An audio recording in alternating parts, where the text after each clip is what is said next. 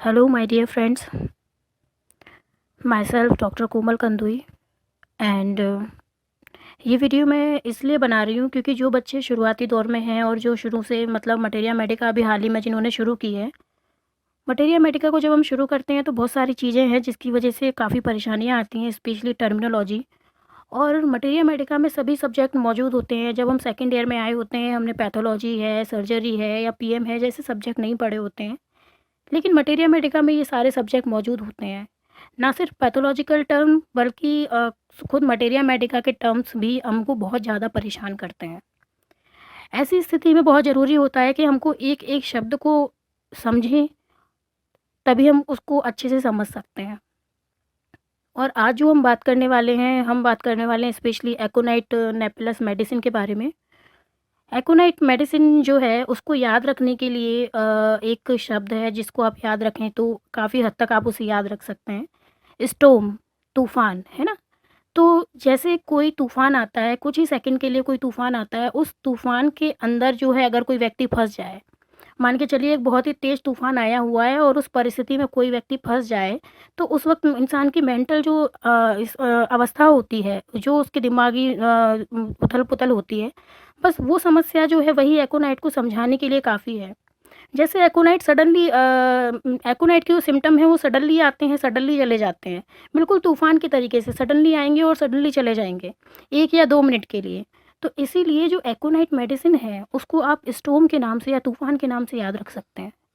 दूसरी चीज़ आती है, अब मैं जनरली जब मेडिसिन को पढ़ती हूँ तो मैं एक थीम बना के जो है उसको याद रखने की कोशिश करती हूँ। क्योंकि अभी आप शुरुआती दौर में हैं, आप आगे जाएँगे देखेंगे कि एक मेडिसिन में इतना ज़्यादा डेप्थ में हर चीज़ आपको वहाँ मिलेगी, तो वहाँ क्या है, कन्फ्यूज़न की स्थिति पैदा होती है। और इस कन्फ्यूज़न से बचने का एक अच्छा तरीका ये है कि आप एक थीम बना लें एक मेडिसिन की, जिससे आपको पर्टिकुलर उसका एक अंदाज़ा लग जाता है कि हाँ, ये एक मेडिसिन का बेस है, ये इसका कोर है, ये इसका एसेंस है। तो उस चीज़ से क्या होता है कि वो याद रखने में हमें ईज़ी जाता है। तो अगर हम थीम की बात करें तो जैसा मैंने बताया कि एक स्टॉर्म की तरीके से, एक तूफ़ान की तरीके से सडनली इसके सिम्पटम आएँगे और सडनली चले जाएँगे। तो इस हिसाब से एकोनाइट जो है वो एक शॉर्ट एक्टिंग रेमेडी है, बहुत ही कम समय तक के लिए काम करने वाली। एक सुपरफिशियल, बहुत ज़्यादा डीप रेमेडी नहीं है, एक superficial short acting sudden quick acting remedy है ना? तो शॉर्ट में सिम्पटम जो है देखने को मिलेंगे, सडनली आएँगे, सडनली वायलेंटली आएँगे और वायलेंटली चले जाएँगे। दूसरी चीज़ है फ़ियर। एकोनाइट को अगर हम पढ़ते हैं तो सबसे ज़्यादा जो हमें मेनली देखने को मिलता है कैरेक्टरिस्टिक, वो है फ़ियर। तो अगर कोई व्यक्ति तूफ़ान में फँस गया है तो फ़ियर आना एक लाज़मी सी बात हो जाती है, फ़ियर आना एक जनरल सी बात है और उस समय पेशेंट के माइंड में ये चीज़ आती है कि बस अब ये तूफ़ान में मेरा मरना निश्चित है, ठीक है? मेरी मृत्यु निश्चित है। तो इस तरह की बात जैसे तूफ़ान में आती है, वैसे ही जो है एकोनाइट के पेशेंट की मेंटल जो है अवस्था होती है, उस समय पेशेंट सोचता है कि बस अब मेरा मरना निश्चित है। तो fear of death is remarkable symptom of aconite napellus. तो इस तरीके से आप इसे याद रख सकते हैं, ठीक है? तो जैसा कि मैंने कहा, एक शॉर्ट एक्टिंग रेमेडी है। That why aconite napellus is a medicine for acute disease rather than chronic disease है। एक्यूट डिजीज़ के लिए बहुत ज़्यादा रिमार्केबल है, क्रोनिक डिजीज़ के लिए नहीं। एकोनाइट जनरली एक्यूट डिजीज़ की भी जो इनिशियल स्टेजेस होती हैं, बिल्कुल शुरुआती तौर पर शुरुआती तौर पर इन्फ्लेमेशन भी अगर शुरुआती तौर में है, बिल्कुल शुरुआती तौर में है, तो आप उस अवस्था में एकोनाइट के बारे में सोचते हैं। नेक्स्ट, तीसरी चीज़ जो याद रखनी है इसकी थीम में, वो है एलिमेंट। इसका एलिमेंट मतलब इसकी मोस्ट ऑफ द कंप्लेंट होती हैं उनमें फिक्स एलिमेंट हैं जिसकी वजह से भी कॉज है, मेनली कॉज जो है, एलिमेंट मतलब कॉज ऑफ डिजीज़। तो उस कॉज में आप स्पेशली देखेंगे कि या तो पेशेंट ड्राई कोल्ड एयर के एक्सपोज़र में आया है, बहुत ही ज़्यादा ड्राई कोल्ड एयर के एक्सपोज़र में आ गया है, जिसकी वजह से उसको बहुत ज़्यादा ठंड लग गई और उसके बाद जो है पेशेंट में सिम्पटम आ गए तुरंत सडनली। या फिर से पेशेंट जो है वो किसके कांटेक्ट में आ गया, बहुत ज़्यादा समर वेदर था, बहुत ज़्यादा गर्मी थी, उस गर्मी के एक्सपोज़र में आने के बाद जो है पेशेंट में सिम्पटम आ गए। ये सिम्पटम पेशेंट में सडनली आएँगे। जैसे कि मान लो कोई व्यक्ति है, बाहर गया, उसने ढंग के कपड़े नहीं पहने हुए थे, सर्दी का मौसम था और उसने उतने वार्म कपड़े नहीं पहने हुए थे और सर्दी के एक्सपोज़र में आया और उसके बाद बस वो लौट कर जब घर आया तो उसकी आँखें एकदम लाल हो गई हैं। मतलब घरवाले पूछेंगे कि अरे! इतनी जल्दी क्या हुआ? अभी तो तुम बाहर गए थे और अभी तुम आए और इतनी जल्दी तुम्हारी आँखें इतनी सूज गईं या रेड हो गई आँखें। तो इस तरह की जहाँ पर पेशेंट को समय ही नहीं मिल पाता है और इतनी जल्दी सिम्टम डेवलप हो जाते हैं कि हम लोग समझ ही नहीं पाते हैं, कई बार एक आम व्यक्ति समझ ही नहीं पाते हैं कि एक्चुअली हुआ क्या। तब इस केस में जहाँ इनिशियल स्टेज है और तुरंत ही सडनली वायलेंटली सिम्टम आए हों due to exposure of cold air और due to very much warm, then you think about aconite napellus. ये इसकी थीम है। मतलब हमने थीम में क्या क्या बात की, सबसे पहले स्टोम के बारे में कि ये एक तूफ़ान की तरीके से सिम्टम आएंगे और सिम्टम जाएंगे वायलेंटली। ऐसा तूफ़ान जिसमें इंसान जब फंस जाए तो उसके मन में इस तरह की भावना उत्पन्न हो कि अब बस मेरा मरना निश्चित है, मेरी डेथ निश्चित है, तो fear of death is remarkable symptom. Next, medicine for acute disease. जो एक्यूट डिजीज़ हैं उनकी भी इनिशियल जो फेज़ है, इन्फ्लामेशन में भी जो इनिशियल फेज़ है इनकी, वहाँ पर एकोनाइट। दूसरा अपन ने बात की पॉजिटिव यानी कि इसके पॉजिटिव फैक्टर यानी कि एलिमेंट फ्रॉम के बारे में। तो एलिमेंट में अपन ने बात की ड्राई कोल्ड एक्सपोजर, है ना, ड्राई कोल्ड एयर का एक्सपोजर हो जाए या फिर बहुत ही ज़्यादा इंटेंसली हॉट जो है वेदर है उसके ज़्यादा एक्सपोजर हो जाए, तो उसके बाद इस पेशेंट में जो है देखने को मिलेगा। या फिर इसका एक और एलिमेंट है दोस्तों, वो है फियर। अगर पेशेंट किसी भी वजह से डर गया है, कोई भी चीज़ डर गया, फ्राइट है, फियर है, फ्राइट है, शॉक है। फियर मतलब कि पेशेंट को एक चीज़ का फियर है और वो चीज़ सामने आ गई जिस चीज़ से उसका फियर था, और वो जो है डर गया उस चीज़ से और डर के बाद जो है सिम्टम आना शुरू हो गए। फ्राइट मतलब सडन डर, एकदम से कोई चीज़ से हमें डर नहीं था लेकिन हमने उस चीज़ को कभी देखा भी नहीं था और सडनली वो चीज़ हमारे सामने आ गई, तो हम फ्राइट में एकदम से सडन जो फियर होता है उसको अपन जो है फ्राइट बोलेंगे। तो सडन फियर है, फ्राइट है, शॉक की वजह से उसके बाद जो सिम्टम आ गए हैं, तो उसके लिए भी जो है एकोनाइट नेपेलस बहुत ही शानदार रेमेडी है। तो इस तरीके से हम इसकी थीम को समझ सकते हैं कि किस तरीके से हम समझेंगे कि हाँ, ये मेडिसिन जो है एकोनाइट है या इस पेशेंट को हमें एकोनाइट देनी चाहिए। तो दोस्तों ये तो बात हो गई इसको इंट्रोडक्टरी पार्ट की। अब एकोनाइट नेपेलस में जनरली हम जानते हैं कि इसका कॉमन नेम मोंकशूद है। डॉक्टर हैनीमैन ने इसको जो है प्रूव किया और ये रेननकुलेसी फैमिली से बिलोंग करती है। ठीक है, इसके बाद अगर अपन इसके स्फीयर ऑफ एक्शन की बात करें तो जनरली आप इसको देखेंगे कि ये जो है मेनली प्लेथोरिक जो पर्सन होते हैं, प्लेथोरिक पर्सन यानी कि ऐसे पर्सन जो कि ब्लडी बहुत ज़्यादा ब्लड जिनमें होता है, एकदम रेडिश दिखने वाले और बिल्कुल मस्ती मजाक करने वाले जो लोग होते हैं, एक तरीके से सेंग्वाइन टेम्परामेंट वाले जो लोग होते हैं, उन लोगों में ये ज़्यादा अफेक्ट करती है। जनरली जो प्लेथोरिक पेशेंट हैं वो ज़रा भी ठंडी के एक्सपोजर में आया और उसके बाद उनमें कंप्लेन आना शुरू हो गई इसी तरह की जिस तरह की मैंने आपको बताई, तो उस कंडीशन में जो है आप इसके बारे में सोच सकते हैं। चूँकि प्लेथोरिक पेशेंट में जो है इसका ज़्यादा एक्शन देखने को मिलता है, इसीलिए इसलिए इसको कहा गया है कि aconite medicine cause turmoil in circulation में गड़बड़ी पैदा करने के लिए ये मेडिसिन जानी जाती है। तो अगर इस स्फीयर ऑफ एक्शन की अगर अपन बात करें तो मेनली ये रेमेडी जो है सेरेब्रोस्पाइनल सिस्टम जो कि नर्वस सिस्टम में अपना है ना, ब्रेन है, म्यूकस मेम्ब्रेन है, ब्लड है, कार्डियोवैस्कुलर सिस्टम है, इस पर ये मेनली वर्क करती है। अब हम बात करें पैथोजेनेसिस की, तो पैथोजेनेसिस में मैंने बताया कि टर्मोइल इन सर्कुलेशन पैदा करती है ना, एकदम कंजेशन पैदा करेगी, में टेंडेंसी होती है कंजेशन पैदा करने की, पेशेंट में एकदम कंजेशन देखने को मिलता है, वो भी बिना इन्फ्लामेशन वाला, जो कि आगे चल के इन्फ्लामेशन में कन्वर्ट होगा, लेकिन शुरुआत में बिना इन्फ्लामेशन के आपको जो है कंजेशन देखने को मिलेगा, बहुत ज़्यादा हैवी कंजेशन।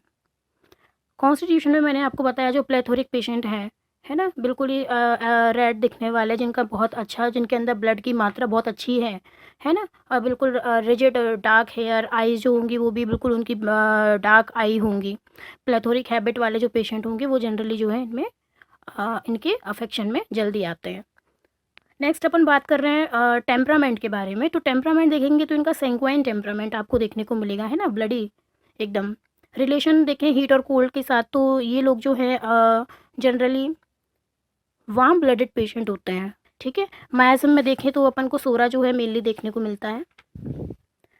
अब अपन ने बात की इसके जनरल थीम के बारे में, इसके जनरल सिम्टम्स के बारे में कि अपन को क्या क्या देखने को मिलता है। इसके अलावा ये जो मेडिसिन है, जैसे कि मैंने आपको बताया कि सडन कोल्ड एक्सपोजर जो है उसके बाद जो है पेशेंट में सिम्टम देखने को मिलते हैं। इस तरह के जो सिम्टम होते हैं इसमें ये देखने को मिलता है कि जब इस तरह की जो इन्फ्लामेशन जब इनमें शुरू होगा, तो ये इन्फ्लामेशन इस तरीके का होगा जहाँ पर कि किसी तरह का डिस्चार्ज नहीं मिलेगा आपको। अगर आई में कंजेशन है तो आपने कई सारी मेडिसिन में पढ़ा होगा कि डिस्चार्ज में एकदम या तो वाइट डिस्चार्ज हैं या येलोइश डिस्चार्ज है ना, प्यूट्रेड डिस्चार्ज है, पस फॉर्म में होने वाले डिस्चार्ज हैं। तो इस तरह के डिस्चार्ज में देखने को नहीं मिलेगा, क्योंकि मैंने बोला कि ये इन्फ्लामेशन के इनिशियल फेज़ में यूज़ होने वाली मेडिसिन है ना। और ये जो म्यूकस है जो गाढ़ा होता है, जो वाइट हो जाता है, फिर येलोइश हो जाता है, प्यूट्रेड हो जाता है पस फॉर्म में, इस तरह के जो म्यूकस है वो आपको एक वक्त के साथ जो इन्फ्लामेशन चल रहा है लंबे समय तक, तब आपको देखने को मिलेगा। ठीक है, जैसे मैंने आपको बताया था कि एक तूफान की तरीके से है, तो तूफान केवल कुछ मिनटों के लिए होता है, कुछ दिनों के लिए नहीं होता। तो अगर वो केवल मिनटों के लिए है, कुछ मिनट पहले ही ये हुआ है, तो कुछ मिनटों में जो है म्यूकस का येलोइश हो जाना या पस फॉर्म में हो जाना वो इम्पॉसिबल है। इसलिए ये मेडिसिन जो है उस जगह दी जाती है जहाँ पर स्वेलिंग तो है लेकिन विदाउट डिस्चार्ज, और अगर डिस्चार्ज मिले भी तो रेयरली तो आपको वाटरी डिस्चार्ज देखने को मिलेंगे। इसलिए ये मेडिसिन जो है एक्यूट कंडीशंस को डील करने के लिए है, ना कि क्रोनिक कंडीशंस को डील करने के लिए। ठीक है, इसके बाद अपन बात करें एकोनाइट के बारे में, तो इसके गाइडिंग सिम्टम्स के बारे में अगर अपन बात करें तो ऐसे कौन कौन से सिम्टम है जो ये अपन को बताते हैं कि ये जो है एकोनाइट मेडिसिन में भी एकोनाइट मेडिसिन जो है हो सकती है, या पेशेंट जो है वो एकोनाइट का हो सकता है। तो अपन को इसमें टेंशन बहुत ज़्यादा देखने को मिलेगा, है ना। इतना ज़्यादा पेशेंट में इतना ज़्यादा टेंशन देखने को मिलेगा। Aconite is indicate the first stage of any acute, मैंने आपको पहले ही बताया कि फर्स्ट स्टेज एक्यूट की जो फर्स्ट स्टेज है उसमें आपको जो है देनी होती है ना। ट्रायल्स ऑफ रेस्टलेसनेस में भी आती है। ग्रेट एनजाइटी ऑफ माइंड, इतनी ज़्यादा एनजाइटी और नर्वसनेस देखने को मिलेगी। जैसे कि मैंने कहा था कि ये मेडिसिन जो है मेनली नर्वस सिस्टम पर और ब्लड सिस्टम पर जो है सर्कुलेटरी सिस्टम पर जो है काम करती है। तो इंटेंस नर्वसनेस देखने को मिलेगी पेशेंट के अंदर, रेस्टलेसनेस देखने को मिलेगी पेशेंट के अंदर, फियर ऑफ डेथ देखने को मिलेगा। पेशेंट को लगेगा कि बस अब मेरा मरना निश्चित है। ठीक है, ये फियर आपको बहुत प्रोमिनेंटली देखने को मिलेगा, है ना। और इसके साथ जो स्किन होगी वो ड्राई और हॉट स्किन देखने को मिलेगी। उसके अलावा इसमें पेन देखने को मिलेंगे, रेस्टलेसनेस स्पेशली एट नाइट देखने को मिलेगा। ठीक है, और इस तरह का जो पेशेंट होता है वो बहुत ज़्यादा चूँकि जो नर्व्स हैं, है ना, नर्वसनेस है पेशेंट के अंदर, वो बहुत ज़्यादा नर्वसनेस है पेशेंट के, वो आप टच भी करेंगे तो वो उस टच को भी टॉलरेट नहीं कर पाएगा। ठीक है, इसके बाद अपन देखेंगे कि इसमें पेशेंट में जो थ्रस्ट होती है, इसकी प्यास जो होती है वो अनक्वांचेबल थ्रस्ट होती है, मतलब कि ना बुझने वाली प्यास। एक ऐसी प्यास जो पेशेंट बहुत ज़्यादा लार्ज क्वांटिटी में पानी पिएगा लेकिन उसकी प्यास नहीं बुझेगी, तो ना बुझने वाली प्यास जो है इसमें आपको देखने को मिलेगी। ठीक है, इसके अलावा इसका फेस देखेंगे आप तो एकदम रेड फेस देखने को मिलेगा। व्हेन अदर इज पेल, ये भी देखने को मिलता है। ठीक है, अल्टरनेटली रेड एंड पेल आपको अल्टरनेटिव देखने को मिलेगा। उसके चेहरे पे आपको एंजियस एकदम एंजाइटी देखने को मिलेगी, डरे हुए एक्सप्रेशन देखने को मिलेंगे, फ्राइटेंड एक्सप्रेशन देखने को मिलेंगे। ठीक, इसके अलावा स्वेलिंग, जो कि मैंने आपको बताया कि स्वेलिंग देखने को मिलेगी, लेकिन उसमें क्या है किसी तरह का इन्फ्लामेशन की नहीं देखने को मिलेगा। ठीक है, इसका जनरली एग्रावेशन आप देखेंगे तो इवनिंग में देखने को मिलेगा और नाइट में देखने को मिलेगा, और एम्ब्ल्यूरेशन आप देखेंगे तो अनकवरिंग से और ओपन एयर से अपन को जो है एम्ब्ल्यूरेशन देखने को मिलेगा। ठीक है, माइंड की आप जैसा मैंने आपको माइंड के बारे में बताया ही था, आप खुद ही कल्पना कर लीजिए कि ये कि किस तरह की स्थिति परेशान जो है पैदा होती है जब कोई व्यक्ति एक तूफान में फंसा हुआ होता है, उसको फियर ऑफ डेथ होगा। और इसके अलावा भी और तरह के फियर इनमें देखने को मिलते हैं, मतलब हर तरह के लगभग फियर्स को ये मेडिसिन कवर करती है। किसी भी तरह का फियर हो, चाहे वो फियर ऑफ घोस्ट हो, चाहे वो fear of going to crowd हो, भीड़ में जाने की वाली बात हो। कई बार प्रेगनेंसी में जब पार्चुरेशन का समय आता है तो फीमेल को डर लगता है कि कहीं मतलब मेरी डेथ ना हो जाए ड्यूरिंग पार्चुरेशन, तो उस कंडीशन में भी जो है आप इसको दे सकते हैं। और भी कई तरह के जो है फियर आपको इस मेडिसिन में देखने को मिलेंगे। ठीक है, ढेरों टाइप के फियर को ये मेडिसिन कवर करती है। जब पेशेंट फियर की कंडीशन में होता है तो ये कंडीशन इतना ज़्यादा डरा हुआ होता है कि ये अपनी मौत का समय को भी जो है प्रिडिक्ट कर देता है कि हाँ इतने बज के इतने मिनट में मेरी जो है डेथ हो जाएगी। तो अपनी डेथ के टाइम को भी प्रिडिक्ट ये पेशेंट जो है करता है।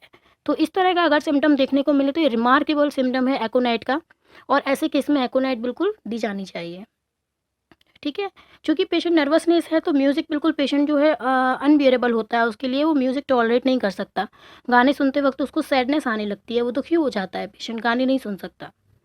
ठीक है, और एलिमेंट फ्रॉम में मैंने आपको पहले ही बताया है कि एलिमेंट फ्रॉम में कौन कौन सी चीज़ें हैं जिसकी वजह से पेशेंट जो है परेशानी देखने को मिलती हैं।